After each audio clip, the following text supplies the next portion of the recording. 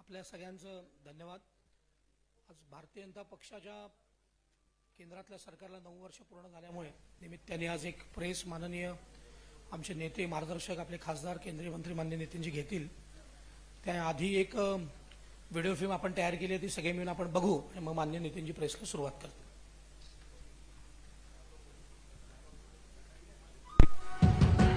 प्रधानमंत्री श्री नरेंद्र मोदी जी के कार्यकुशल नेतृत्व में सन 2014 से केंद्रीय मंत्री श्री नितिन गडकरी जी ने सड़क परिवहन और राजमार्ग मंत्रालय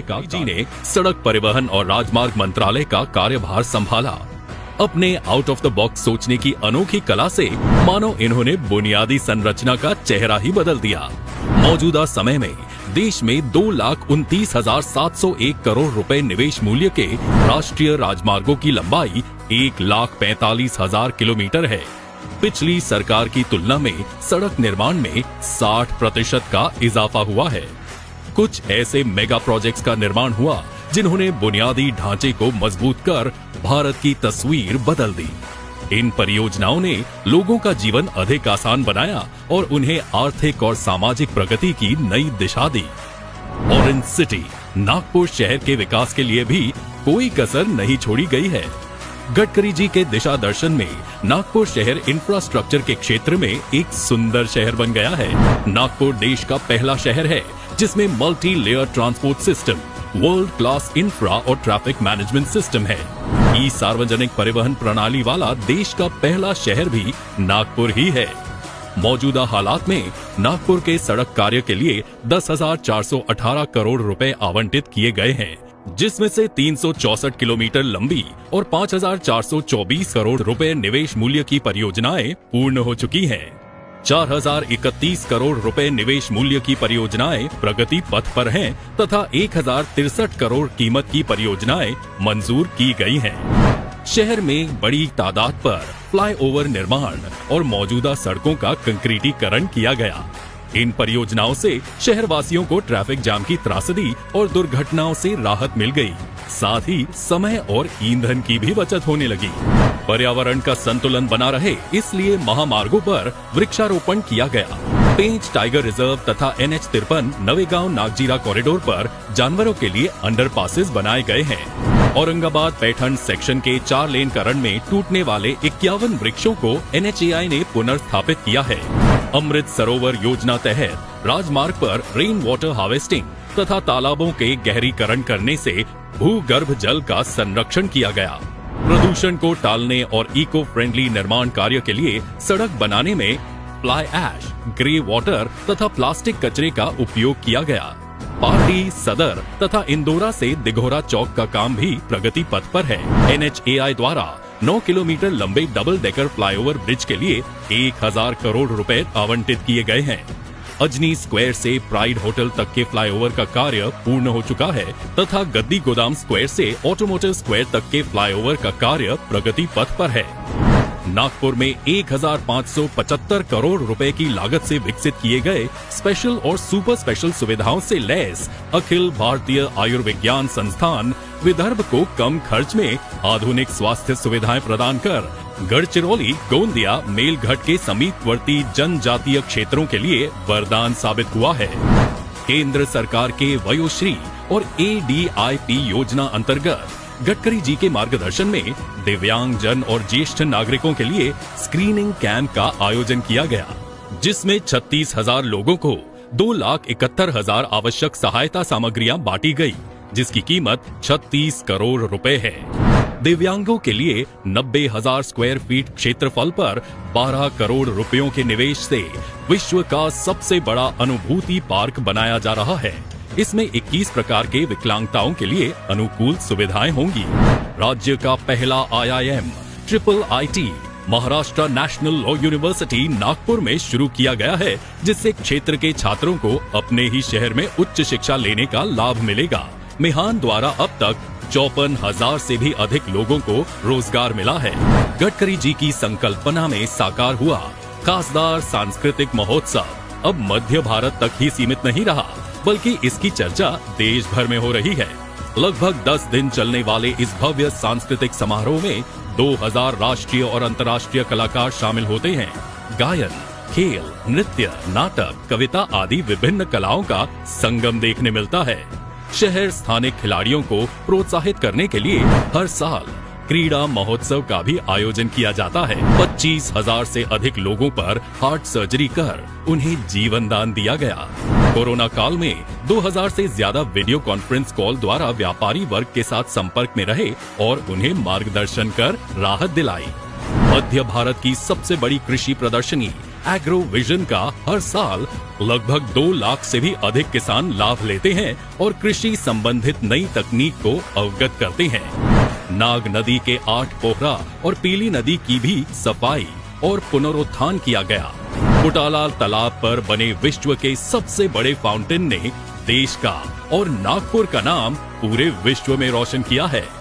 94 फव्वारे वाले इस रंग बिरंगी फाउंटेन ने सैलानियों का मन जीत लिया है। नागपुर मेट्रो ने इतिहास रचते हुए 3140 मीटर लंबे डबल डेकर वायाडक्ट मेट्रो बनाकर नया कीर्तिमान स्थापित किया है, जिसमें 8 लेन हाईवे के ऊपर 6 लेन का फ्लाईओवर और उसके ऊपर मेट्रो दौड़ रही है। इस 3 टियर ट्रांसपोर्टेशन सिस्टम ने एक नया विकल्प शुरू कर दिया है। सांसद आदर्श ग्राम योजना तहत नितिन जी ने 5 गांव ग्राम को गोद लिया और यहाँ की महिलाओं को आर्थिक रूप से सक्षम करने की योजना बनाकर कुछ ही सालों में इस गांव में भौतिक ही नहीं बल्कि सामाजिक रूप से बदलाव लाया। देश ने पिछले 9 वर्षों में राष्ट्र प्रथम मंत्र के साथ हर क्षेत्र में अभूतपूर्व विकास देखा है और देशवासियों की आशा, अभिलाषा एवं आकांक्षाओं को पूर्ण किया है। सेवा के इस 9 वर्षों के कार्यकाल में सरकार द्वारा लिया गया हर निर्णय, हर कदम लोगों की जिंदगी बेहतर बनाने की इच्छा से निर्देशित है। यह कार्यकाल सुरक्षा, राष्ट्रीय गौरव, विकास व गरीब कल्याण के अभूतपूर्व संयोजन का रहा है। आजादी के अमृत वर्ष में गति शक्ति की स्पिरिट से विकसित भारत के नव निर्माण के लिए सरकार प्रतिबद्ध है। नितीनजींना विनंती करतो की त्यांनी पत्रकार परिषदेला सुरुवात करा। नागपूर शहराचे अध्यक्ष प्रवीण दटके, आमचे जिल्ह्याचे पण अध्यक्ष, सगळे आमदार, आमचे सगळे ज्येष्ठ नेते, माजी आमदार, खासदार, तुमच्यासमोर फिल्मच्या रूपाने या 9 वर्षामध्ये काय काय झालं काही गोष्टी ठळकपणे मांडल्या आहेत। मी हिंदीत बोलू का, म्हणजे नॅशनल मीडिया करताही चांगलं। नागपुर शहर, नागपुर जिला, विदर्भ, महाराष्ट्र और विशेष रूप से देश में 2014 में मोदी जी के नेतृत्व में हमारी सरकार आई और इस सरकार ने इस 9 साल में जो कुछ काम किया है वो सब अगर मैं आपको बताऊंगा तो मुझे लगता है कि और 4-5 घंटे लगेंगे। इसलिए नागपुर के आसपास जो काम हुआ है उसकी एक छोटी सी फिल्म आपको बताई गई। इसमें से भी कुछ काम छूट गया है। अजनी का और मेन स्टेशन का डेवलपमेंट का प्लान मंजूर हो गया है। उसके साथ साथ नागपुर में हर समय कुछ अभिनव योजनाएं होती है। वर्धा रोड के ऊपर हम जब निकलते हैं तो जहां रिंग रोड क्रॉस होता है वहां एक बहुत बड़ा गोल है जिसमें 4.5 हेक्टेयर जगह है। उस जगह पर हमने एक अभिनव उपक्रम बनाया है कि वहां फ्रूट्स के पेड़ लगाए, फलों के, और एक बर्ड पार्क जो केवल फल बर्ड ही खाएंगे, आदमी नहीं खाएगा, ऐसा पार्क बनाने की शुरुआत की है। हमारे यहाँ विशेष रूप से नागपुर शहर को सुंदर करने के लिए जो योजनाएं हुई वो तो सब आपने देखी है। इसमें से नाग नदी की योजना 2400 करोड़ की है जो मंजूर हो गई है, भूमि पूजन भी हुआ है, अब काम को जल्दी शुरुआत हो जाएगी। मेट्रो का सेकंड फेज भी मंजूर हो गया है। ब्रॉड गेज मेट्रो अभी तक रेलवे की तरफ से उसकी क्लियरेंसेस में कुछ अड़चन है, क्लियर होने के बाद वो भी काम शुरू होगा। ओवरऑल जो कुछ काम हुआ है उसकी अगर तुलना करेंगे तो 75 साल देश के हम मना रहे हैं अमृत महोत्सव। इसमें अटल बिहारी वाजपेयी जी के नेतृत्व में करीब 4-4.5 साल का पीरियड उनके नेतृत्व में देश में काम करने का मौका एनडीए को, भारतीय जनता पार्टी को मिला। और उसके पहले 2-2.5 साल जनता पार्टी के समय नॉन कांग्रेस गवर्नमेंट थी, और अब ये 9 साल, तो ये पकड़कर 15 साल भी अगर हमने बाजू में रखे तो करीब 60 साल कांग्रेस पार्टी को मिले। ग्राम पंचायत कांग्रेस की, महानगर पालिका कांग्रेस की, महाराष्ट्र राज्य में कांग्रेस, केंद्र में कांग्रेस, तो 60 साल कांग्रेस के। और करीब आज बाकी तो बातों में मैं नहीं जाऊंगा, पर 9 साल मोदी जी के नेतृत्व में भारतीय जनता पार्टी के। इसका जो कंपैरिजन होगा देश में होगा, राज्य में होगा, नागपुर में होगा, नागपुर जिले में होगा, वो पूरा लेखा जोखा आपके सामने है। और मैं विशेष रूप से आप सबको ये बताकर समय गंवाने के बजाय मैं मेरे वेबसाइट पर आपका प्रेस कॉन्फ्रेंस होने के 1 घंटे के अंदर पूरे डिटेल डाल दूंगा ताकि आप इसका उपयोग कर सकेंगे। इसमें जो सबसे महत्वपूर्ण योजना है, जिसमें आपको पता है कि हमारी सरकार जब आई तो केवल गरीब लोगों के 3.5 करोड़ अकाउंट हमारे देश में थे, और आज मुझे बताते हुए इस बात की खुशी हो रही है कि हमारे देश में 48 करोड़ बैंक में खाते खुले हैं। और इसके कारण छोटा छोटा योजना जात क्या, इसके कारण ग्रामीण क्षेत्र की जनता को काफी बड़ा फायदा हुआ है। इसके साथ जो वयश्री योजना आई, जिसका एक कार्यक्रम आपने नागपुर में देखा, जिसका वर्णन यहाँ आया था कि हमने हमारे यहाँ के दिव्यांगों के लिए विशेष रूप से हमने 36 करोड़ का साहित्य करीब 38,000 लोगों को बांटने का काम किया और उनके जीवन को एक प्रकार से बदलने की कोशिश हुई। तो यह वयश्री योजना का एक ही कार्यक्रम नहीं हुआ, तो ऐसे अनेक कार्यक्रम देश में हुए। और पहली बार दिव्यांगों के बारे में airport, railway station, ST station में नियम बनाए गए, उनको चढ़ने के लिए, उनके टॉयलेट के लिए सभी प्रकार की व्यवस्था की गई। आयुष्मान भारत योजना में करीब 10 करोड़ गरीब परिवारों को 5 लाख रुपए तक पर फैमिली को हॉस्पिटल में ऐसा पूरा कॉम्पेंसेट पैसा होता है, और 27 करोड़ इसमें अकाउंट खोले हैं। पीएम उज्ज्वला योजना में आपको पता है कि हमारे यहाँ कोयले के ऊपर, लकड़ी के ऊपर चलता था। अब इस योजना में 9.6 करोड़ गैस कनेक्शन दिए गए गरीब लोगों को, ताकि प्रदूषण भी कम हुआ और आंखें भी कैटरैक्ट होता था, क्योंकि धुएं के कारण बहुत घर में नुकसान होता था।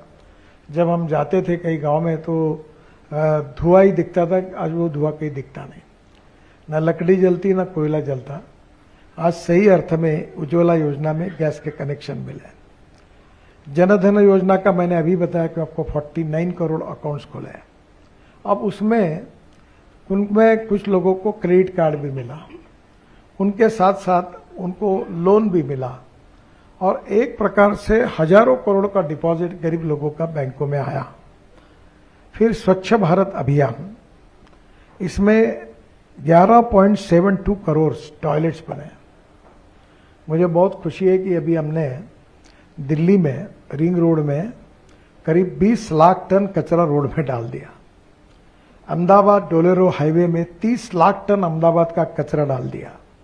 और अब हम पॉलिसी तैयार कर रहे हैं कि कचरे को सेग्रीगेट करके उसका रोड में उपयोग करेंगे। तो पर्यावरण के दृष्टि से इस प्रकार के अनेक इनिशिएटिव मोदी जी के नेतृत्व में स्वच्छ भारत अभियान के निमित्त लिए गए। नागपुर में भी स्वच्छ भारत अभियान में हमारा भी नंबर काफी ऊपर आया, और नागपुर ये पहला देश है, पहला प्रदेश है, पहले शहर है कि हमारे यहाँ का टॉयलेट का पानी रिसाइकलिंग करके, जब अनिल सोले महापौर थे तब से हम एमएससीबी को पावर जनरेशन के लिए कुराड़ी खापर खेड़ा दे रहे हैं। इसके साथ पीएम किसान सम्मान निधि, इसमें 6,000 करोड़ पर ईयर 3 इंस्टॉलमेंट में करीब 11 करोड़ किसानों को ये पैसा जाता है, जिसमें 80% शेड्यूल कास्ट, शेड्यूल ट्राइब और ओबीसी है। मुद्रा योजना जिसमें 40 करोड़ बेनिफिशियरीज हैं और इसमें माइक्रो क्रेडिट, रेडी पटरी वाले छोटे छोटे लोगों को काफ़ी लोन मिला है। मुझे बड़ा आश्चर्य लगा कि एक मेरी पत्नी कोऑपरेटिव बैंक के अध्यक्ष है, मैंने उनको आग्रह किया कि ई रिक्शा को दो, तो उन्होंने कहा कि पैसे डूब जाएंगे। तो उन्होंने मेरे कहने पर 300 ई रिक्शा को फाइनेंस किया। तो 300 के 300 लोग ईमानदारी से पैसा भर रहे, कोई डिफॉल्ट नहीं कर रहा। हमारे कृष्णा खोपड़े जी आमदार है, उनकी क्रेडिट सोसाइटी है, उन्होंने भी कम से कम 700-800 ई रिक्शा को फाइनेंस किया। तो एक प्रकार से गरीब लोगों को बड़े प्रमाण पर इस समय मुद्रा योजना में फाइनेंस मिला, पानीपुरी वाला, बेलपुरी वाला, चाइनीज रेस्टोरेंट वाला। तो एक प्रकार से इन लोगों के जीवन में मुद्रा योजना के कारण बहुत बड़ा परिवर्तन हुआ। और आपको पता होगा कि मैं जब एमएसएमई का मंत्री था तो हमने एक ऐसी स्कीम बनाई कि भारत सरकार से हमने बैंकों को एश्योर किया कि 5 लाख करोड़ का रोड जो है, यानी इसको हम लोग आपके लोन को इंश्योर करेंगे। और इंश्योरेंस ट्रस्ट में हमने वो पैसा भरा और उसका इंश्योर किया ताकि पैसा डूबता है तो हम भर के देंगे। तो 5 लाख करोड़ इन योजनाओं में बांटे जा रहे, जो श्योर गारंटी है उसकी कि बैंकों के उसके कोई दायित्व नहीं आएगा। प्रधानमंत्री आवास योजना में अभी तक 3 करोड़ लोगों को घर मिले हैं। करीब नागपुर में भी अभी तक कितने हो गए? नागपुर में भी हमने प्रधानमंत्री आवास योजना में अनेक घर बनाए हैं और जो गरीबों को मिले हैं। वैसे पीएम सुरक्षा बीमा योजना, ये भी जीवन ज्योति बीमा योजना, ये भी बहुत इंपॉर्टेंट है।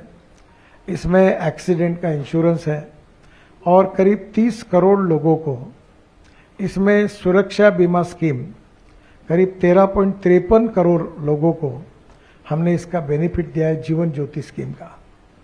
फिर मेक इन इंडिया, इसमें कम से कम बेस्ट क्लास इंफ्रास्ट्रक्चर बनाया, मैन्युफैक्चरिंग, डिजाइनिंग, इनोवेशन। इसके साथ हमारा रैंकिंग 143 रैंक था 2014 में, आज वो 63 पे आया है। और ईज ऑफ डूइंग बिजनेस में इन सब लोगों को उसमें राहत मिली है। स्मार्ट सिटी मिशन, आपको मालूम होगा कि हमारे यहाँ पूर्व नागपुर में पारडी क्षेत्र में काफ़ी काम हुआ, कंक्रीट के रोड बने, लोगों को घर मिले, पानी ड्रेनेज की व्यवस्था हुई। ऐसी स्मार्ट सिटी मिशन हमारे देश में अनेक शहरों में हुआ, जिससे निश्चित रूप से स्मार्ट सिटी और स्मार्ट सॉल्यूशन पिछड़े हुए क्षेत्रों को मिला।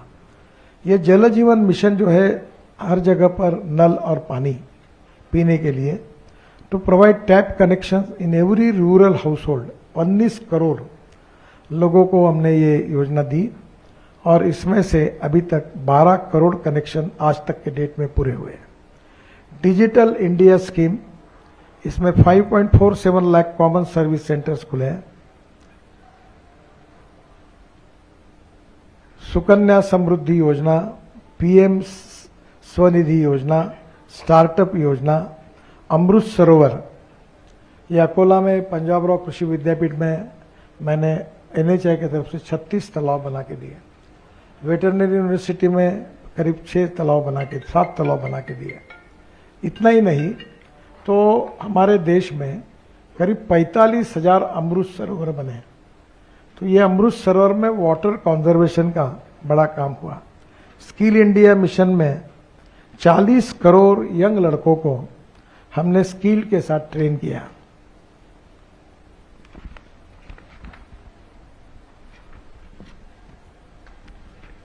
सेतु भारतम योजना में रेलवे के अनेक आरओबी बनाए। आज ही शाम को 5 बजे मैं 11 आरओबी का पूना में कार्यक्रम हो रहा है।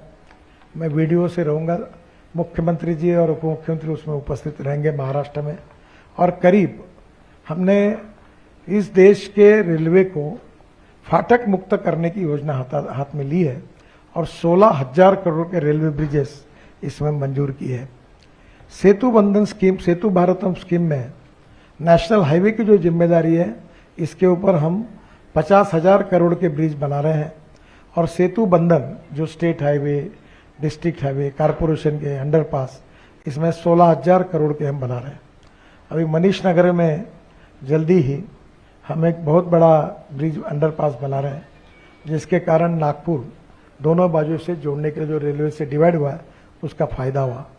अमृत प्लान में 1 लाख करोड़ रुपए अलॉट हुए हैं, जिसमें विशेष रूप से बेसिक सिविक एमिनिटीज शहरी क्षेत्र में, म्यूनिसिपल क्षेत्र में देने की योजना है। उज्ज्वला योजना में एलईडी बल्ब बांटे गए, तो कम से कम 77 करोड़ ओल्ड बल्ब जो थे वो रिप्लेस किए एलईडी लाइट से, जिससे बिल भी कम हुआ और लोगों का उसमें बिल कम होने में फायदा भी हुआ। पीएम गरीब कल्याण अन्न योजना, इसमें करीब 2 लाख करोड़ का फ्री रेशन 80 करोड़ जनता को दिया गया। कोविड के समय भी दिया, उसके बाद में दिया। ये जो मंत्री फसल बीमा योजना है, प्रधानमंत्री फसल बीमा योजना, इसमें भी काफी बड़े प्रमाण पर किसानों को बेनिफिट हुआ क्रॉप इंश्योरेंस का। बाद में इसी योजना में करीब 93,068 करोड़ 5 साल में अलॉट किए गए, जो पहली बार किसानों को इस योजना का फायदा हुआ।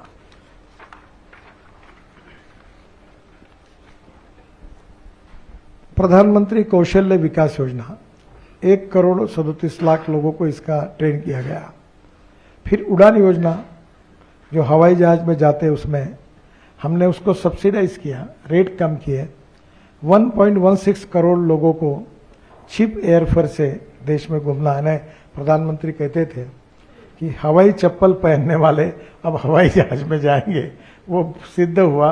अब छोटे छोटे लोग जा रहे हवाई जहाज में, वो इसका फायदा हुआ। पीएलआई योजना में जो प्रोडक्शन लिंक थी, उसमें 1.97 लाख करोड़ की हमने मैन्युफैक्चरिंग के लिए स्कीम डेवलप की। पीएम गति शक्ति मास्टर प्लान, 110 लाख करोड़ का नेशनल इंफ्रा पाइपलाइन का प्लान तैयार हुआ। वन धन योजना, इसमें 3.3 लाख ट्राइबल्स बेनिफिट मिले इस स्कीम में। Prasad scheme, pilgrimage and rejuvenation of spiritual augmentation drive, ये भी योजना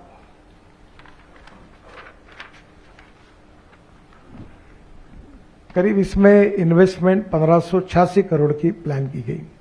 फिर सहज बिजली हर घर योजना, इसमें भी काफी 2.86 करोड़ कनेक्शन प्रोवाइड हुए।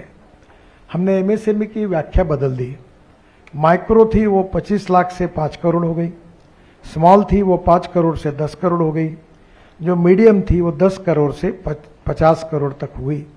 तो इसके कारण पूरे इंडस्ट्री में, मैं जब एमएसएमई मंत्री था, ये जो निर्णय हुआ, इसका बहुत बड़ा फायदा नए उद्योग निकालने वालों को हुआ। Prime minister employment generation programme में up to 35% direct subsidy on new micro enterprises open under प्रधानमंत्री एम्प्लॉयमेंट जनरेशन प्रोग्राम। इसमें डबल द कैपिटल लिमिट, ये जो 25 लाख की थी वो 50 लाख हुई। तो एक प्रकार से सरकार के काम के मूल्यांकन में 2 प्रकार की बातें मोटे तौर पर है। इंडिविजुअल बेनिफिट स्कीम्स, वो एक उसका चैप्टर है, जो गांव, गरीब, मजदूर, किसान को इसका फायदा हुआ। और दूसरा फैक्टर जो है वो इंफ्रास्ट्रक्चर डेवलपमेंट है, जो वाटर, पावर, ट्रांसपोर्ट, कम्युनिकेशन, स्वच्छता, स्मार्ट सिटी, इस टाइप का है। आपको मालूम होगा कि हमारे शहर में इलेक्ट्रिक बसेस आई, पहले इथेनॉल बस आई।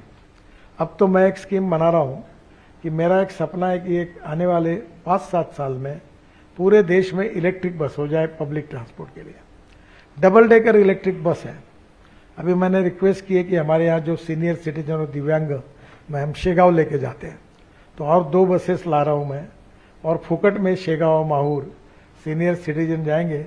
एक दिन पत्रकारों के लिए भी रखेंगे तो आपको सबको हम लोग फ्री ऑफ चार्ज टूर करवाएंगे, और डबल डेकर बस ला रहा हूँ।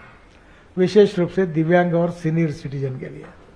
वैसे और बहुत सी स्कीम है कि हमने जिसमें स्वास्थ्य विभाग में बहुत सी योजनाओं में हमारे कार्यकर्ता लगातार काम करते रहे। सबसे अच्छी बात है कि कोविड के समय आप सबके सहयोग से उस कठिन समय में हमारी सरकार ने बहुत काम किया। देश में वेंटिलेटर्स नहीं थे, ऑक्सीजन के प्लांट नहीं थे। मैंने खुद अपने यहाँ नागपुर और अपने इधर 100 करोड़ के ऑक्सीजन के प्लांट मेयो, एम्स, मेडिकल, छोटे छोटे हॉस्पिटल को दिए। 60-70 हमने एम्बुलेंसेस अच्छी दी, हमने 500 वेंटिलेटर्स दिए।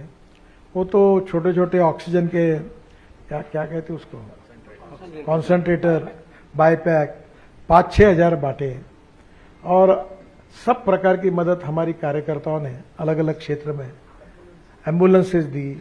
हमारे सभी एमएलए ने, मुझे याद है मोहन और बाकी सबके एमएलए के क्षेत्र में अन्न छत्र चला। तो सरकार ने उस समय पूरे तरह 2 लाख करोड़ का अनाज जो है वो लोगों को दिया। उसके बाद सबसे इम्पोर्टेंट चीज है कि रेमडेसिविर की शॉर्टेज था, वो हमने उपलब्ध कराया। फंगस के इंजेक्शन लोग मर रहे थे, वो आए। और सबसे बड़ी बात इसका जो विशेष रूप से जो कोविड के ऊपर जो लस थी, क्या कहते हैं, नहीं कोविड की लस जो थी, कोविशील्ड, वो पहली बार हमने देश को वैक्सीन उसका हमने तो देश में बनाया, पर पहले बार हमने देश के अनेक दुनिया के लोगों को वैक्सीन दिया और उनकी भी जान बचाने का काम हमारी सरकार ने किया। तो मैं तो कहूंगा कि नागपुर शहर, महाराष्ट्र, देश, इन सब के डेवलपमेंट का इतना बड़ा लेखा जोखा है। कुछ फिल्म पे आपको पता चला, कुछ हमने किताबें आपको दी है, उसका है। थोड़ा बहुत मैं वेबसाइट पर डालूंगा, पर यह प्रक्रिया चलती रहेगी, क्योंकि प्रधानमंत्री जी का सपना है कि हम आत्मनिर्भर भारत बनाएंगे, हम सुपर इकोनॉमिक पावर बनाएंगे, हम $5 ट्रिलियन की इकोनॉमी बनाएंगे, हम रोजगार की निर्मित करेंगे और हमारे देश को दुनिया की नंबर 1 की महाशक्ति बनाएंगे। तो अब ये प्रक्रिया शुरू हो गई। मेरे डिपार्टमेंट में 7 वर्ल्ड रिकॉर्ड हुए, 7 जो वर्ल्ड रिकॉर्ड हुए रोड कंस्ट्रक्शन में। और इतना ही नहीं, तो इसके साथ साथ अनेक बातें ऐसी हैं जो बड़े प्रमाण पर बदल कर हो रही है, जिससे हमारा देश बदल रहा है। और ये जो 9 साल थे, ये भारत के विकास का एक युग था, एक स्वर्णमय विकास का युग था। और ये 9 साल मोदी जी के नेतृत्व में हमारी सरकार ने पूरे किए। इसका लेखा जोखा जनता के सामने जाना चाहिए, इसलिए आपके सन्मुख आकर इसका बहुत संक्षिप्त में मैंने प्रेजेंटेशन किया, क्योंकि इसमें कुछ बातें आपको डिटेल में दी है। तो मैं बहुत आपका आभारी हूँ। आप इसके अलावा भी इस विषय से रिलेटेड जो भी कुछ पूछेंगे उसका जवाब देने की मैं कोशिश करूँगा। तो बहुत बहुत धन्यवाद, आप सब लोग आए हैं। और प्रेस कॉन्फ्रेंस के बाद भोजन भी करना है, तो मैं भी आपके साथ भोजन करना है। इस 9 साल का विकास का पाठ आपने पढ़ाया है, वैसा विशेष सूची में 14 विकास की बातें भी आई है, लेकिन अहम बात इसमें नहीं आई है, जो कि देश में जो बेरोजगारी बढ़ी है, देश में जो बेरोजगारी बढ़ी है, सरकारी नौकरियां कितनी दी है आज तक 9 साल में, ये आपने इसमें बताया नहीं है। कितनी नौकरी दी है और आगे कितनी सरकारी नौकरियां देंगे, ये थोड़ा बताइए। देखिए, सबसे पहली बात होती है रोजगार और स्वयं रोजगार। रोजगार और स्वयं रोजगार, अभी मैं बताने के लिए भूल गया, नागपुर में ही केवल मिहान में 68,000 लोगों को डायरेक्ट एम्प्लॉयमेंट मिला है। मैं फैक्ट्री वाइज आपको आंकड़ा दूंगा। और आने वाले समय में 10 साल पूरे होने के पहले मैं आपको 1 लाख पूरा कर दूंगा। रही बात, सरकार ने रेलवे में, पुलिस में, सब जगह ओपन करके आदेश दिया है कि आपके पास जितनी वेकेंट जगह है उसकी भरो। दूसरी बात, जब रोड में 60% रोड कंस्ट्रक्शन बढ़ा है, तो इसका मतलब आज बड़े प्रमाण पर रोड में रोजगार निर्माण हुआ। जैसे कंस्ट्रक्शन इक्विपमेंट का इंडस्ट्री दुगनी हो गई, तो नेचुरली जितने बनेंगे उतना रोजगार निर्माण होगा। तो सरकार में भी रोजगार निर्माण हुआ है, प्राइवेट सेक्टर में भी हुआ है। अभी मैं आपके यहाँ आने के पहले मैग्नीज्योर ऑफ इंडिया के एमडी के साथ बैठा था और उन्होंने जो प्रोडक्शन बढ़ाया, कोल इंडिया में जो प्रोडक्शन बढ़ा, ये इतना बड़ा है कि एक समय हम 26 मिलियन टन थे कोल इंडिया में, आज हम लोग 70 मिलियन टन पहुंचे हैं। इससे रोजगार निर्माण हुआ। मैग्नीज्योर ऑफ इंडिया में एक समय हम 10 से 12 लाख मिलियन टन थे, अब हम करीब 20 लाख मिलियन टन से ऊपर पहुंच गए। आज भी मैंने उनको कहा कि ये माइंस अभी ओपन करो।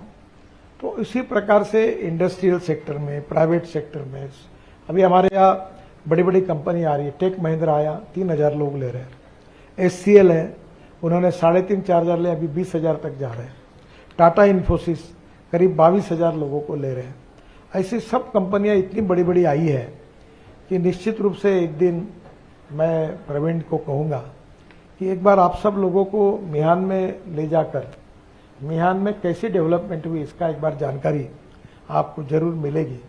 तो ऐसी अनेक बूटी-बुरी MIDC एरिया, इसमें भी काफ़ी बड़ी प्रमाण पर डेवलपमेंट हो रही है। अब सबसे बड़ी बात बताता हूँ, आज मैं घोषणा कर रहा हूँ कि मदर डेयरी हमारे यहाँ अभी एक मैन्युफैक्चरिंग 400 करोड़ रुपए का, रसगुल्ले से लेकर श्रीखंड से लेकर सब प्रकार का मैन्युफैक्चरिंग नागपुर में डाल रही है और उनको हमने 10 हेक्टेयर जगह उनको देना है और ये पूरे साउथ इंडिया को और मध्य भारत को मदर डेयरी के पूरे प्रोडक्ट नागपुर से जाएंगे। अब इसका सबसे बड़ा फायदा कुछ होगा तो विदर्भ में जो मदर डेयरी दूध का उत्पादन कर रही है वो आज 3 लाख लीटर दूध लेती है। ये फैक्ट्री खुलने के बाद वो 30 लाख लीटर दूध खरीदी करेगी तो विदर्भ के किसानों को समृद्धता और संपन्नता मिलेगी, नए रोजगार निर्माण होंगे। तो जो रोजगार सरकारी स्तर पर, रोजगार प्राइवेट स्तर पर और रोजगार उद्योग खुलने, उद्यम खुद स्वयं रोजगार खुद के हाथ से, तो हमारा जोर स्वयं रोजगार के ऊपर है। मैं अक्सर लोगों को कहता हूँ कि नौकरी मांगने वाले नहीं, नौकरी देने वाले बनो। और मुझे लगता है कि ये संख्या काफ़ी बड़ी है। इसके बाद लोक संख्या भी बढ़ रही है, पॉपुलेशन भी बढ़ रही है, चैलेंज भी है और इसलिए बड़े प्रमाण पर इकोनॉमी ऐसी तैयार की है हमने जो रोजगार निर्माण करने वाली हो। अभी जैसे मेरे सेक्टर में रोपवे, केबल कार, फेनिकुलर रेलवे, मैं 260 करोड़, 2,60,000 करोड़ नहीं, 260 प्रोजेक्ट 1,30,000 करोड़ के 5 साल में बना रहा हूँ। फिर हवा में चलने वाली बस ला रहे हैं, 2 लाख करोड़ के लॉजिस्टिक पार्क बना रहे हैं, फिर बस पोर्ट 500 बना रहे हैं। तो ये जो बढ़ता है, रास्ते लगातार बन रहे, ग्रीन हाईवे बन रहे हैं, अब गिट्टी के क्रशर चलते हैं, ट्रक ट्रांसपोर्ट चलता है, अनेक प्रकार की मशीनरी आती है, इंजीनियर्स को काम मिलता है। अब ये आवास योजना में कितने घर बने, कितने इंजीनियर्स को काम मिले, कितने लोगों को का स्किल लेबर को काम मिला। तो एक प्रकार से इसका आंकड़ा डिस्ट्रिक्ट वाइज है, पूरा एग्जैक्ट आंकड़ा मेरे पास नहीं है, पर एम्प्लॉयमेंट क्रिएशन करने वाली इकोनॉमी, यही पॉलिसी हमारे सरकार की है। और हमने आज तक के रिकॉर्ड में जो आज 60 साल में नहीं हुआ, उससे कई गुना ज्यादा रोजगार निर्माण किए हैं। पर मैं ये भी मानता हूँ कि और ज्यादा रोजगार निर्माण करने की आवश्यकता है, उसके लिए हमारी कोशिश है। सर,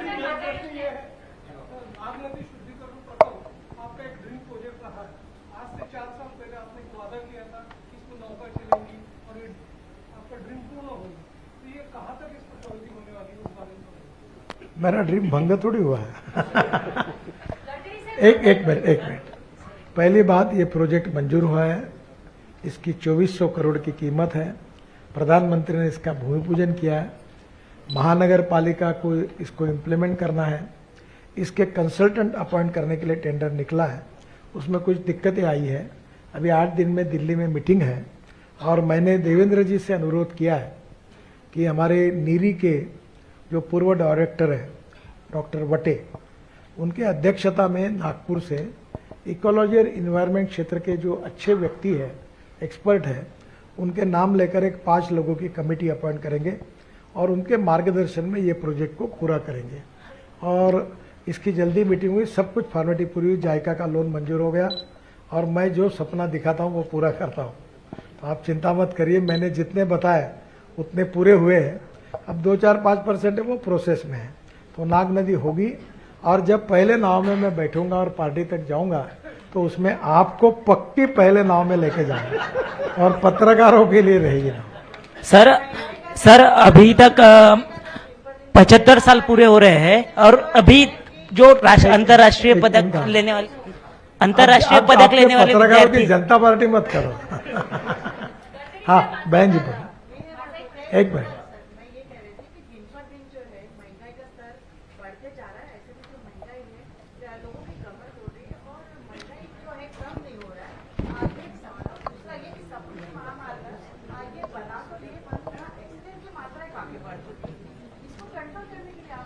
समृद्धि महामार्ग के बारे में मेरी भी चर्चा हुई।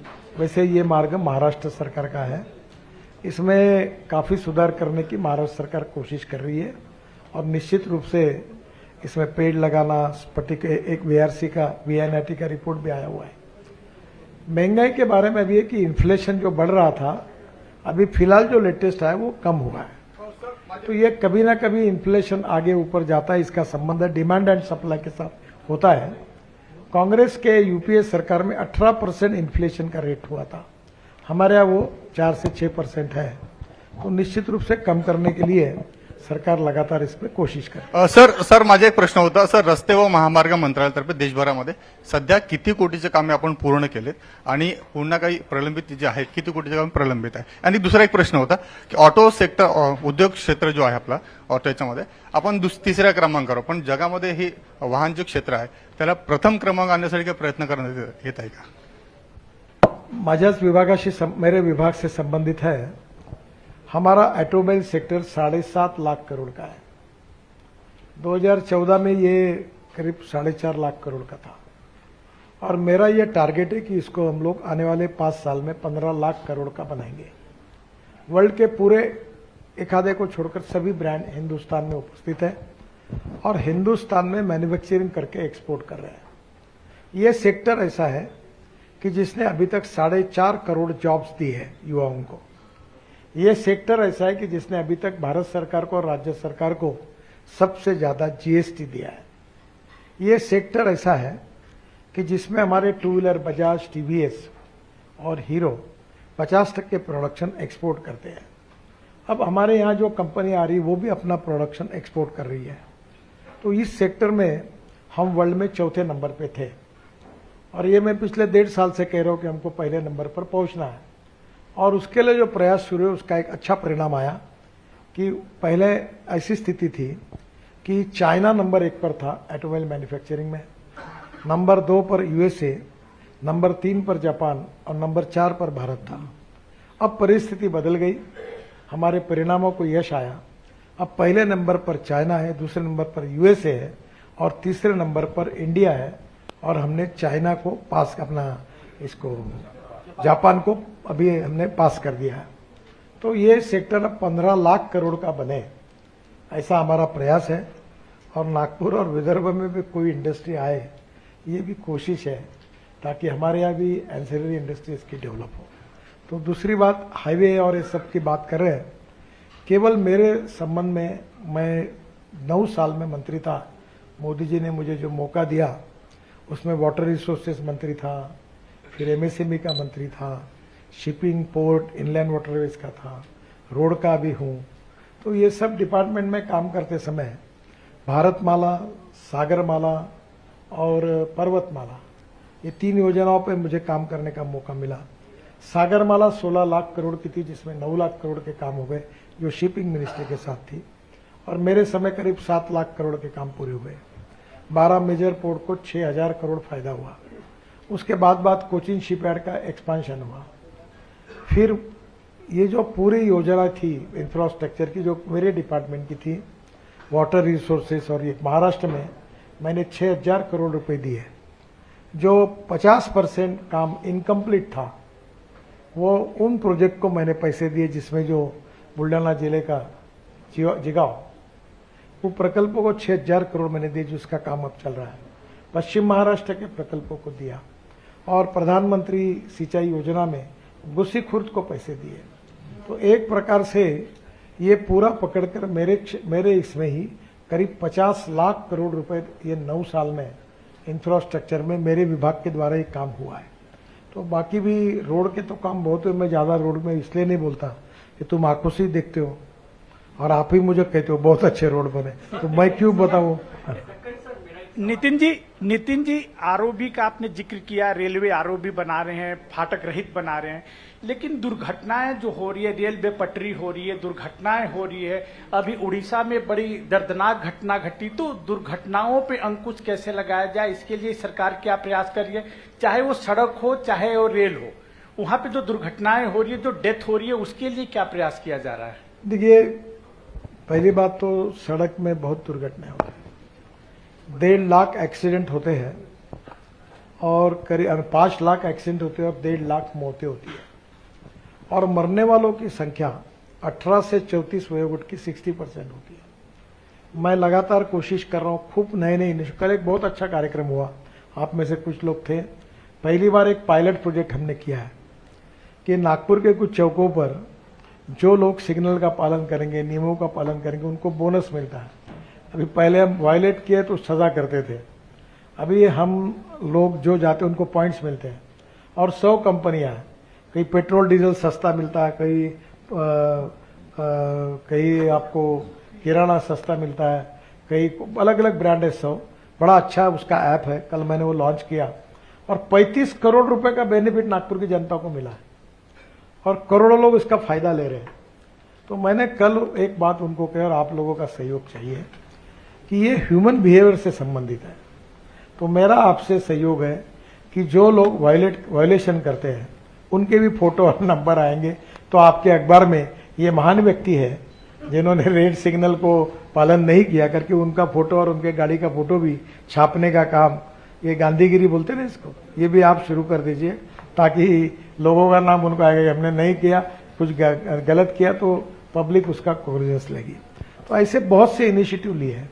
रेलवे का दुर्घटना बहुत दुर्भाग्यपूर्ण है और निश्चित रूप से टेक्नोलॉजी का उपयोग करके रेलवे विभाग, अभी उसकी सबकी इंक्वायरी हो रही है, इसलिए कोई कमेंट्स करना उचित नहीं होगा, पर सेफ्टी के हिसाब से चाहे रेलवे हो रोड हो, हमारी सरकार सेफ्टी के लिए पूरी कोशिश कर रही है कि एक्सीडेंट ना हो।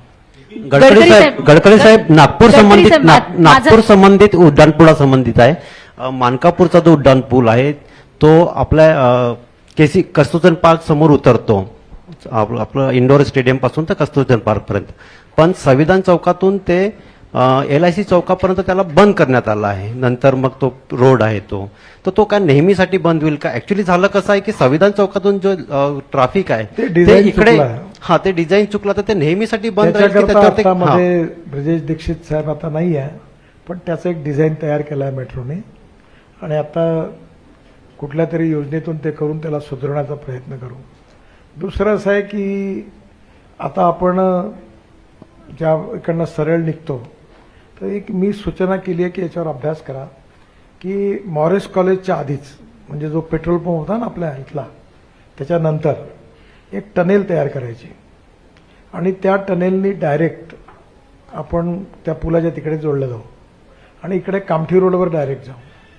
तर आता त्याच्या निर्णय पर्यायावर सुरू आहे, तो प्रॉब्लेम आहे, दुरुस्त करू। पण त्यानंतर तुम्ही आता डबल डेकर तिथून सुरू होईल आणि तो आता लवकरच उद्घाटनाच्या जागेचा प्रॉब्लेम सुटला आणि तिथून वरतून तुम्ही निघाले की सरळ तुम्ही तिकडे उतराल कामठी रोडच्या पलीकडे, म्हणजे वरच्या वरती कामठी रोडच्या पुढे जाल। आणि दुसरीकडे पारडीला तिथे पण आता डबल डेकर ब्रिज असा होतोय, तोही पण आता जूनमध्ये साधारणतः तिथल्या 80% पुलाचं काम होऊन पारडीच्या पुलाचं इनॉग्रेशन करायचा विचार आहे। त्या दोन्ही पुलामुळे थोडा रिलीफ मिळेल, पण तुम्ही म्हणता तो आहे प्रॉब्लेम, तो पुढे मागे काहीतरी सोडण्याकरता मार्ग काढू। हां, माझा एक प्रश्न आहे, तुम्ही मोदी सरकारची संपूर्ण 9 वर्षाची कारकीर्द मांडली, निश्चितच मोदी सरकारच्या कार्यकाळात देशाच्या सीमा सर्वात आधी तर सुरक्षित केल्या जात आहे, त्याबद्दल वाद नाही। पण माझा हा प्रश्न आहे, पण मोदी सरकारच्या कार्यकाळामध्ये पहिल्यांदा असं इतिहासात घडलं आहे की महिला कुस्तीपटू या एका खासदाराच्या विरोधात सतत जानेवारी महिन्यापासून जे रस्त्यावर उतरलेले आहेत, त्याच्याविषयी तुम्ही काय बोलाल? आता तुमचा विषय महत्वाचा आहे, पण आजच्या प्रेस कॉन्फरन्सचा विषय जो आहे तो 9 वर्ष सरकारचे आहेत। मी नंतर कधी भेटून आपल्याशी यावर चर्चा करेन। सर एक प्रश्न असा आहे सर, एक महत्वाचा प्रश्न असा आहे, हे काम सगळं सुरू आहे महाराष्ट्रापासून. आरोप कुठलेही तुमच्यावर झाले नाही. बीएनसी डिपार्टमेंट असेल, पीडब्ल्यूडी असेल, नेहमी आरोप होत असतात. पण अशा विभागामध्ये काम करताना 9 वर्ष तुम्ही काम केलं, तुमच्यावर कुठलाही आरोप यात झाला नाही, भ्रष्टाचाराचे आरोप झाले नाही तुमच्या विभागावरती. हे साध्य कसं केलं? 7 वर्ल्ड रेकॉर्ड झाले, हा 8वा वर्ल्ड रेकॉर्ड तुम्ही कसा केला? याच्यामध्ये पहिली गोष्ट अशी आहे की मी 50 लाख कोटी रुपयाची कामं केली आणि मला याचा पूर्ण नम्रतापूर्वक मी तुम्हाला सांगू इच्छितो की मी तुमच्यासमोर हिमतीने आणि स्वाभिमानाने हे बोलू शकतो की एकाही कॉन्ट्रॅक्टरला माझ्याकडे कॉन्ट्रॅक्ट मंजूर करण्याकरता यायची गरज पडली नाही आणि पडणार नाही. दुसरी गोष्ट अशी की या बाबतीत कुठल्याही प्रकारचा भ्रष्टाचार आम्ही केला नाही, होणार नाही याची काळजी घेतली. एक गोष्ट खरी आहे की या संदर्भात आम्ही डिजिटल सिस्टीमच अशी डेव्हलप केली आहे की त्याच्यामध्ये पूर्ण टेंडर प्रोसेस आहे. आता आमच्याकडे प्रॉब्लेम वेगळा आला. मी एवढं लिबरल केलं की 30% आणि 40% बिलो टेंडर गेले. आता त्याच्यामुळे काही अडचणी तयार झाल्या. पण आम्ही ट्रान्सपरंट आहो, टाईम बाउंड आहो, रिझल्ट ओरिएंटेड आहो आणि करप्शन फ्री आहो. आणि मी नेहमी आग्रह करतो याच्याकरता की आमच्या जिथे ते सत्ता असेल त्या ठिकाणी नेहमीच आम्ही हे पालन केलं पाहिजे की कुठल्याही प्रकारचा भ्रष्टाचार होता कामा नये आणि भ्रष्टाचाराबद्दल कडक रिॲक्शन घेतली पाहिजे. पैसा कमावणं गुन्हा नाही. मी गेले कमीत कमी 40 वर्षापासून काम करतो आहे आणि मी नेहमी कार्यकर्त्यांना सांगतो की तुम्ही इमानदारीने पहिले 2 पैसे तुमच्या आयुष्यात कमवा, परिवाराची जबाबदारी पूर्ण करा आणि मग काम करा.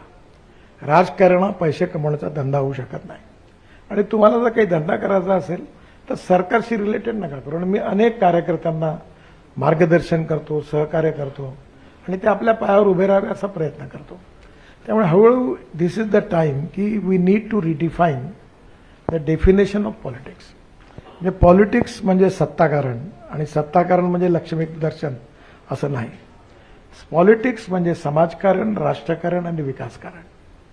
Politics is a instrument of socio economic reform आणि समाजातल्या गरीब माणसाची सेवा करण्याकरता मी आलो आहे आणि त्याचा आनंद वेगळाच आहे. मी माझ्या जन्मदिनी 2 ॲम्ब्युलन्स हे घेतल्यात आणि आता तिथे रोज डोळे तपासणं आणि कान तपासणं. मला खूप आनंद होतो. रोज रात्री मला फोटोग्राफ मिळतात की आज 150 लोकांचे डोळे तपासले, 200 लोकांचे कान तपासले. आता माझी इच्छा आहे की त्यांना 100 रुपयाचा चांगला क्वालिटीचा चष्मा कसा देता येईल, कानाला ऐकू येत नाही तर मशीन कसं देता येईल.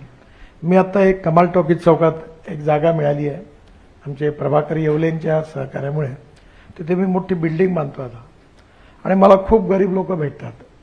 त्यांना आपल्या इथे CT स्कॅन करायचं असतं, MRI करायचा असतो. MRIची किंमत 15,000 रुपये. तर मी आता कमाल चौकात MRI आणतो आहे. तो MRI 1,500 रुपयात मिळेल. CT स्कॅन 600, 800 रुपयात मिळेल आणि पॅथॉलॉजी किती टेस्ट केल्या तरी 2,000, 3,000, 5,000, 200 रुपयात होतील आणि डायलिसिस फक्त 500 रुपयात होईल. जेणेकरून गरीब माणसाची सेवा करणं हे खरं राजकारण आहे. तरुण मुलाला रोजगार मिळवून देणं हे राजकारण आहे. जात, पंथ, धर्म, भाषा याच्या वरती उठून आपण हे केलं पाहिजे आणि त्यामुळे आमच्या पक्षामध्ये अनेक असे कार्यकर्ते आहेत आणि मी त्या काळात बघितले आहेत की ज्यांनी आपलं आयुष्य पक्षाला दिलं. त्यांची घरं बर्बाद झाली. म्हणजे आता तुम्हाला सांगायला हरकत नाही, बछिराजी व्यास त्यावेळी आमच्या गिरीशचे वडील ते ॲडव्होकेट होते चांगले, पण ते प्रॅक्टिस करायला कोर्टात पोहोचायचेच नाही कारण जनसंघाचंच काम करत होते. अनेक लोक शिक्षक, प्राध्यापक होते, ते शाळेच्या शेवटी पगारीच सुट्ट्या व्हायच्या पण काम करत राहायचे. अनेक लोक आहेत की ज्यांनी बिचाऱ्यांनी आपलं आयुष्य समाप्त केलं. मला खूप आनंद झाला की मी एक नवीन प्रोजेक्ट नागपुरात घेतला. तो प्रोजेक्ट असा आहे की नागपूर हे कशाकरता प्रसिद्ध होतं, हातमाग विणकरांकरता प्रसिद्ध होते. तर मी आता पुन्हा एकदा एक पवनीकर नावाचा खूप चांगला अधिकारी हा तिकडे गेला, त्याला आणलं आणि त्याने आता मी त्याला म्हटलं माझी इच्छा आहे की नागपुरी साडी पुन्हा जगात गेली पाहिजे. आणि आता बांगलादेशमध्ये कोलबास्वामी प्रतिष्ठानतर्फे त्यांनी आता मांगठे टाकले आणि कॉटनच्या एवढ्या सुंदर साड्या विणल्या की त्यांना मी आता तेलंगखेडीच्या याच्यात म्युझिकल फाउंटेनमध्ये मी सांगितलं, त्या जागा सिलेक्ट केल्या की कोणालाही टेंडर काढून नाही द्यायच्या. तर जे गरीब लोक आहे नागपुरात किंवा विदर्भात काम करतात. भद्रावतीची पॉटरी आहे, बाबा आमटेंचा आनंदवन आहे, किंवा कोणी पॉटरी तयार करतं, कोणी आता हा नागपूरच्या साड्या ते आमचे चिंध्यापासून जे गालीचे आहेत त्या सगळ्यांना मी ते 18 ते 22 दुकानं त्यांना द्यायला आता सँक्शन केलं आहे. मी म्हणलं या हँडलूम गरीब माणसाकरता काम केलं पाहिजे. ते अशा प्रकारे पुष्कळशा गोष्टीत तुमचा आशीर्वाद आहे. आमच्या हातून सगळं चांगलं होत नाही, एखादी चूकही होत आहे, पण तुमच्या सगळ्यांच्या शुभेच्छा आणि जनतेची प्रेरणा यातून मिळालेली सत्ता जी आहे ती गरीब माणसाकरता आहे हे वारंवार आमच्या पक्षातून कार्यकर्त्यांनाही सांगितलं जातं. आणि मला खूप आनंद आहे की नागपुरात देखील ही अनेक कार्यकर्ते माझ्यासमोर बसली आहेत आणि ही सगळी आपापल्या क्षेत्रात या कामाला प्रायोरिटी देतात. मला माझा वाढदिवस झाला याच्यापेक्षा जास्त आनंद आहे की कित्येक लोकांनी रक्तदान केलं. खरं म्हणजे या प्रकारची जी भावना, या प्रकारचं स्पिरिट जे आहे ते जे अडवाणीजी म्हणायचे की पार्टी विथ ए डिफरन्स, हेच आमच्या पार्टीचं कॅरेक्टर आहे आणि ते जोपासण्याचा आणि वृद्धिंगत करण्याचाच प्रयत्न सगळेजण मिळून करतात आणि त्याच्या आधारावरच काम करण्याचा प्रयत्न आम्ही सगळ्यांनी केला आणि त्याच्यामध्ये आपल्या सगळ्यांच्या सहकार्याने या 9 वर्षात कुठल्याही प्रकारचा ब्लेम नाही आला. त्यामुळे मी नेहमी आपल्या नगरसेवकांना कॉर्पोरेशनमध्ये सांगतो की तुम्ही एक गोष्ट जरूर काळजी घ्या की पैसा मिळतो, निवडणूक आली ना आम्ही कोणाला चांगला कामाकरता म्हटलं की तू मदत करता, लाईन लावून लोक उभे होतात. मी 100 कोटी रुपयाचं साहित्य वाटलं कोविडच्या काळात. मी कधी म्हटलं पब्लिसिटी नाही करायची. मला लोक फोन करायचे की मी हे द्यायला तयार आहे, मी हे ते द्यायला तयार आहे, CSRमध्ये आहे. व्हेंटिलेटर आणले. नागपुरातले एक प्रसिद्ध डॉक्टर, नाव नाही घेत, ते टोपी गिपी हिरवी घालून ऑपरेशन थिएटरून माझ्याकडे आले आणि मला म्हणाले साहेब माझ्याकडे पेशंट सिरियस आहे, मरून जाईल, व्हेंटिलेटर नाही. मी म्हटलं घेऊन जा ताबडतोब. मी सगळं व्हेंटिलेटर द्यायला सांगितलं आणि 500 व्हेंटिलेटर आणले होते. ते म्हटलं किती पैसे देऊ? म्हटलं साहेब मी एजन्सी नाही उघडली, माझा धंदा नाही आहे. म्हटलं तुम्ही फुकट घेऊन जा आणि तुम्हाला जर वाटतं तर एवढंच करा की एखादा गरीब माणूस तुमच्याकडे आला तर त्याला फुकट ट्रीटमेंट द्या, आमचे पैसे आम्हाला मिळाले. त्याच्यामुळे अनेक लोक अशी आहेत की ज्यांनी त्या काळात काम केलं आणि मला असं वाटतं की चांगलं काम करणाऱ्यांना तुमच्या सगळ्यांना या 10 वर्षात 9 वर्षातल्या अनुभवातून नागपुरात, विदर्भात आम्ही हे जे दिव्यश्री योजना, मी तुम्हाला आमच्या कार्यकर्त्यांनी, महिला कार्यकर्त्यांनी दोन्ही पाय तुटलेल्या माणसाला तिने जेवण भरवलं, त्याचा व्हिडिओ आहे की त्याला बसता नव्हतं येत आणि तिने बिचारीने त्याला जेवण भरवलं. त्या लोकांना आमच्या महिला कार्यकर्त्यांनी जेवण भरवलं. त्याच्यामुळे हे जे काही पार्टीचं कॅरेक्टर आहे तेच आमच्या सगळ्यांची प्रेरणा आहे आणि त्याच्यामुळे हे यश मिळालं असं मला वाटतं. सर मेरे नितिन जी मेरे 2 सवाल है. Excuse me. ते आता आज सोडून द्या, पुन्हा कधी दिन आज या विषयावर बोला. हा सर माझे 2 प्रश्न आहेत. सर्वप्रथम तुम्हाला शुभकामना आहे. 9 वर्ष तुम्हाला कंप्लीट भूक झाले. नाही लागली अजून? सर 2च प्रश्न आहे. एक सर येणाऱ्या 5 वर्षात एक मिनिट. हा नागपूरसाठी येणाऱ्या 5 वर्षात तुमचं विजन काय आहे? आणि दुसरा प्रश्न नागपूर एअरपोर्टचा प्रश्न सर खूप दिवसापासून रखडलाय मॉडर्नायझेशनचा, तो कुठे रखडलाय आणि किती दिवसात? पहिली आता विजन या बैठकीत तुम्हाला लिहायला खूप त्रास होईल, हेच तर खूप लिहावं लागणार. पुढच्या वेळी भेटू तेव्हा सांगेन. एअरपोर्टचा प्रश्न देवेंद्रजींनी लक्ष घातलाय. सुप्रीम कोर्टात केस होती. मला असं वाटतं की बहुतेक आता क्लिअर झाली आहे, लवकरच मार्ग खुलेल.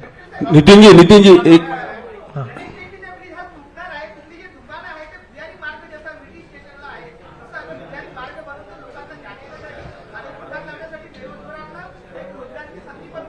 त्यांची व्यवस्था होईल पण भुयारी मार्ग बनणार नाही, ते शक्य नाही आहे. त्यापैकी जवळपास 150 लोकांनी पैसे पण घेऊन घेतलेले आहेत आणि बाकीच्या लोकांकरता बाजूला जुन्या एसटी स्टँडवर जागा बघून दुकान द्यायचा प्रयत्न आहे आणि तो पाडायचा. नितीनजी एकच प्रश्न मला लास्ट प्रश्न माझा राहिला. शेवटचा प्रश्न. आपण 2 वेळा बोलताना असं सांगितलं की जब मैं एमएसएमई मंत्री था, तर ही वेळ का आली? कारण जसे म्हणजे आपल्याकडे वॉटर रिसोर्सेस होतं, शिपिंग होतं, सडक म्हणजे रस्ते वाहतूक, मग एक एक करून जेव्हा खाते कमी करण्यात आले तर लोकांना त्याचं दुःख झालं. या संदर्भात आपण कधी बोलले नाही? नाही, असे प्रधानमंत्र्यांचा अधिकार असतो कोणाला किती काम द्यायचं आणि कोणता विभाग द्यायचा. हा शेवटचा प्रश्न. मार्गावर फिरून आलो.